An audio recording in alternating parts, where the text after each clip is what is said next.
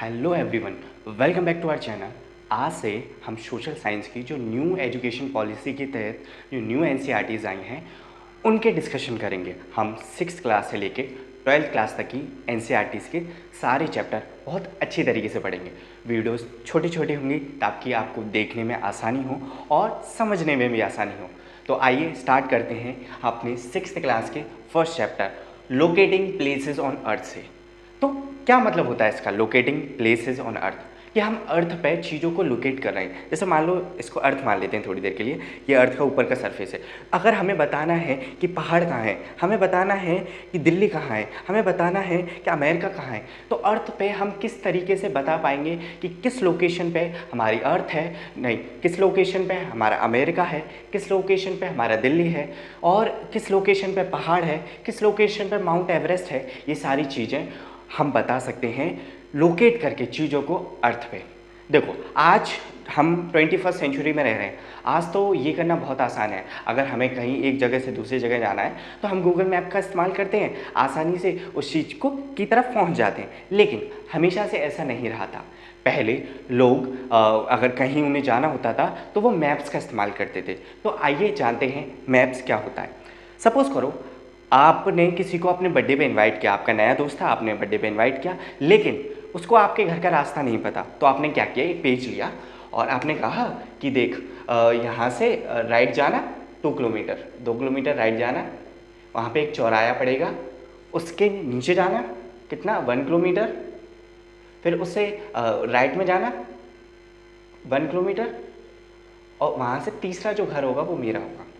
तो इस तरीके से उसने रफ एक पेज पे ऐसा मतलब डायग्राम सा बनाया और कहा कि 2 किलोमीटर ऐसे जाना, फिर 1 किलोमीटर नीचे, फिर 1 किलोमीटर फिर राइट जाना, फिर उसके बाद जो कोने पे जो तीसरा घर होगा वो मेरा ही होगा। ठीक है, तो इस मदद से क्या है कि आप उसके घर पहुंच सकते हो। तो क्या किया, एक कागज़ पे हमने एक रफ ड्राइंग बना दी। इसी रफ ड्राइंग को हम बोल रहे हैं मैप। तो मैप क्या होता है आइए जानते हैं। अगर डेफिनेशन जाने हैं मैप की, मैप की डेफिनेशन क्या होती है, तो मैप का मतलब होता है drying of an area on A flat surface. कि किसी भी फ्लैट सरफेस पे हम किसी भी चीज़ की ड्राइंग बना रहे हैं, और वो ड्राइंग ऐसी बना रहे हैं जैसे मान लो हम ऊपर से हेलीकॉप्टर से या ड्रोन की मदद से ऊपर से देख रहे हो। अच्छा ये ऊपर से ऐसा दिखेगा, अच्छा 2 किलोमीटर ऊपर से ऐसा दिखेगा, फिर एक चौराहा ऐसा दिखेगा, फिर ऐसे 1 किलोमीटर ऐसे जाना पड़ेगा। तो ऊपर से जैसे हमें चीज़ें दिखाई देती हैं, तो मैप में भी हम ऐसी चीज़ें बनाते हैं जैसे हम उसे ऊपर से देख रहे हो। तो map is the drying of an area. एक एरिया की ड्राइंग है, किसी भी एरिया, कोई भी एरिया हो सकता है, छोटा भी हो सकता है कि एक गाँव का भी हो सकता है, एक शहर का भी हो सकता है, एक देश का भी हो सकता है, पूरी अर्थ का भी हो सकता है। ठीक है, तो drying of an area on A flat surface, flat surface पे बना रहे हैं ताकि समझने में जानने में आसानी हो। ठीक है, तो आइए जानते हैं टाइप्स ऑफ मैप। मैप के भी कुछ टाइप्स होते हैं। देखो हमने मैप्स को ना 3 पार्ट्स में डिवाइड कर दिया है। पहला है फिजिकल मैप, दूसरा political map, and third is thematic map. तो आइए जानते हैं कि करके ये होते क्या है। अगर हम फिजिकल मैप की बात करें तो इसमें फिजिकल फीचर्स को दिखाया जाता है। इसमें क्या दिखाया जाता है, फिजिकल फीचर्स को। फिजिकल फीचर्स का मतलब होता है जो चीज़ें मतलब जैसे कि हमारी जो अर्थ की फिजिकल फीचर्स हैं, जैसे कि पहाड़ दिखा रहे हैं, हम हिल दिखा रहे हैं, हम माउंटेन्स दिखा रहे हैं,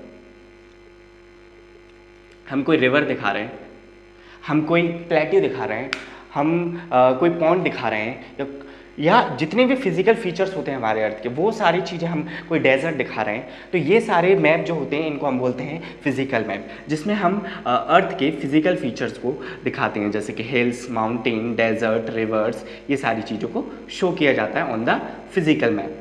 दूसरा आता है हमारा पॉलिटिकल मैप। पॉलिटिकल मैप में क्या होता है, हम क्या दिखाते हैं पॉलिटिकल मैप में, ऐसे क्या दिखाएंगे, तो पॉलिटिकल मैप्स में हम सिटीज़ दिखाते हैं, हम शहर दिखाएंगे, हम स्टेट्स दिखाते हैं, हम कंट्रीज़ दिखाते हैं, हम सिटीज़ दिखाते हैं, हम उनकी कैपिटल्स दिखाते हैं। तो ये सारी चीज़ें हम दिखाते हैं पॉलिटिकल मैप में। Third is thematic map. अब ये कोई स्पेसिफिक मैप नहीं होता। इसमें क्या होता है कि अगर आपको मान लो एक एरिया की पॉपुलेशन जाननी है कि किस एरिया में कितनी पॉपुलेशन रहनी है, मतलब एक पर्टिकुलर थीम चाहिए, तो मैं एक पर्टिकुलर टॉपिक की इन्फॉर्मेशन चाहिए। ठीक है, तो उसको जानने के लिए हम थीमेटिक मैप का इस्तेमाल कर सकते हैं। मान लो हमें ये जानना है कि मेल जेंडर के लोग मथुरा में कितने रहते हैं, तो वो हम इस थीमेटिक मैप से जान सकते हैं। हमें ये जानना हो कि जो हमारी इंडिया है उसके अंदर पॉपुलेशन किस एरिया में ज़्यादा है, किस एरिया में कम है, तो इसको दिखाने के लिए हमें थीमेटिक मैप बनाना पड़ेगा। तो ये सारी चीज़ें दिखाने के लिए हम थीमेटिक स्कीमेटिक मैप बनाते हैं। आइए हम मैप्स के कुछ कंपोनेंट्स के बारे में जानते हैं। मैप्स के कुछ कंपोनेंट्स होते हैं जिसकी मदद से मैप बनाया जाता है या ड्रॉ किया जाता है। तो फर्स्ट इज डिस्टेंस। अब देखो, जैसे मैंने अपने दोस्त को बताया कि पहले 2 किलोमीटर राइट जाना, फिर 1 किलोमीटर डाउन जाना, फिर 1 किलोमीटर फिर राइट जाना, तो 2 1 2, ठीक है। तो ये तो है किलोमीटर, 1 किलोमीटर 2 किलोमीटर, ठीक है, जो भी है। ये मैप देखो, 2 किलोमीटर हम पहले ऐसे गए, फिर 1 किलोमीटर डाउन गए, फिर 2 किलोमीटर फिर राइट गए। लेकिन मान लो ये 2 किलोमीटर है, लेकिन कागज़ पे तो हम 2 किलोमीटर को इतना सा दिखा रहे हैं, कितना सा दिखा रहा है। मान लो अगर हमें रियल कागज़ पे 2 किलोमीटर दिखाना हो तो कितना मुश्किल होगा, और मतलब कैसे बना पाएंगे। हमें पूरा कागज़ पे 2 किलोमीटर बना रहे हैं, तो ये फिजिबल नहीं है और अच्छा भी नहीं लगेगा और बन भी नहीं पाएगा इतनी मेहनत से, ठीक है। तो इसको क्या करते हैं, हम कहते हैं कि हम मान लेते हैं कि 1 यूनिट, यहाँ यूनिट में चलता है कि 1 यूनिट 1000 मीटर मीटर मान लेते हैं कि जितनी भी यहाँ 1 यूनिट होगी ना वो 1000 मीटर को दिखाएगी। और 2 किलोमीटर का क्या मतलब होता है, 2000 मीटर, यही होता है ना। 1 किलोमीटर में 1000 मीटर होते हैं, तो 2 किलोमीटर में 2000 मीटर होंगे, ठीक है। तो और 1 यूनिट हमने ले रखी है 1000 मीटर के बराबर। इसका मतलब है कि इस 2000 में 2 यूनिट होंगी, 1 यूनिट यहाँ तक, दूसरी यूनिट यहाँ तक। 1 किलोमीटर में कितनी होंगी, 1 किलोमीटर का मतलब है 1000 मीटर, तो इसका मतलब है इसमें तो 1 यूनिट है, इसमें सिर्फ 1 ही यूनिट है, ठीक है। और यहाँ भी कितनी होंगी, 2 यूनिट, ठीक है।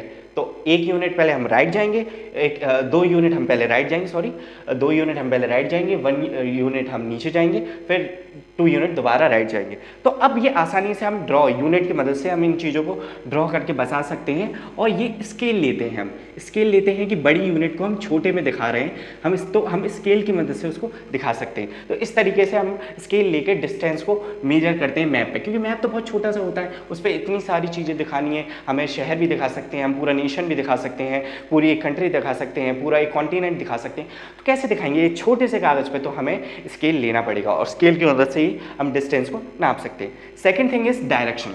अगर मान लो हमें डायरेक्शन पता लगानी हो, जैसे मैं कहूँ नॉर्थ में जाओ तुम, नॉर्थ में जाओ 4 यूनिट हम गए नॉर्थ में, मैं यहाँ खड़ा था, 4 यूनिट गए मैं नॉर्थ में। फिर कहा कि ईस्ट में जाओ 2 यूनिट, ईस्ट में जाओ 2 यूनिट। तो डायरेक्शन की मदद से मैं राइट लेफ्ट अप डाउन ऐसे हो सकता हूँ। तो डायरेक्शन हमारी मेजरली 4 हैं। First is north, south, east and west. North, south and east and west, तो ये है 4 हमारे मेजर डायरेक्शंस, ठीक है। तो आइए इनको देखते हैं कैसे बनाते हैं, इनको कहाँ पे ये लोकेट करते हैं।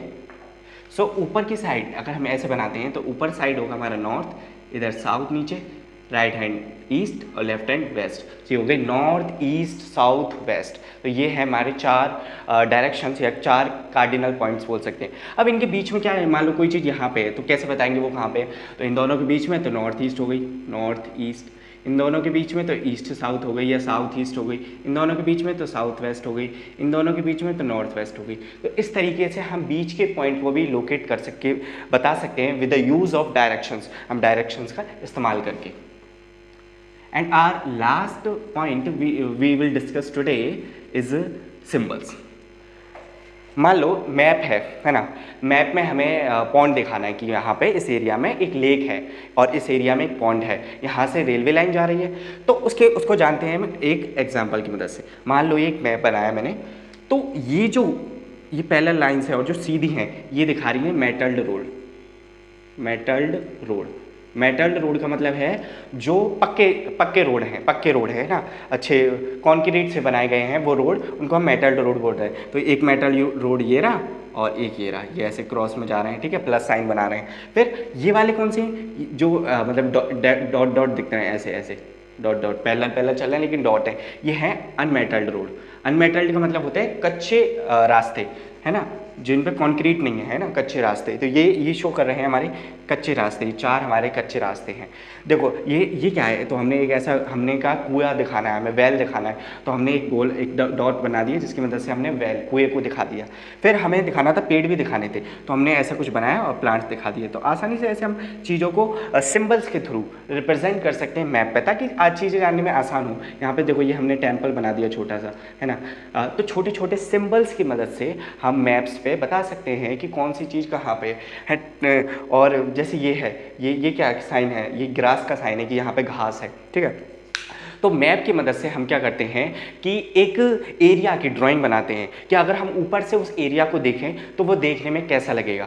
तो ये था map, types of map and components of map. I hope आपको ये वीडियो अच्छी लगी हो। आपको कोई भी डाउट हो तो आप कमेंट सेक्शन में जाइए और उस डाउट को लिखिए। मैं आपका जो डाउट हो वो ज़रूर एड्रेस करूँगा। सो आई होप आपको ये सेशन अच्छा लगेगा। मिलते हैं नेक्स्ट सेशन में। Thank you, thanks a lot.